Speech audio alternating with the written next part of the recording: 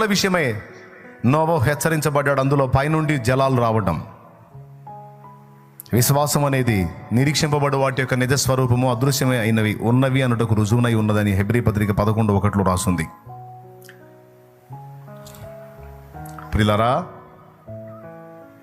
విశ్వాసమును బట్టి మనం ఈరోజు సిద్ధపడుతుంటే, విశ్వాసమును బట్టి ఈరోజు మనం జనాన్ని హెచ్చరిస్తుంటే, విశ్వాసమును బట్టి ఈరోజు మనం జాగ్రత్త పడుతుంటే, సిద్ధపడుతుంటే, లోకస్తులు అన్యులు మనల్ని వెటకారం చేస్తారు, ఎగతాళి చేస్తారు. ఎందుకంటే వారు అవిశ్వాసులు, వారికి విషయం తెలియదు, తెలుసుకోవడానికి ప్రయత్నం చేయలేదు. తెలిసిన మనం చెప్పినా వినటానికి వాళ్ళు ఇష్టపడలేదు. వాళ్ళ గతి ఏమగును?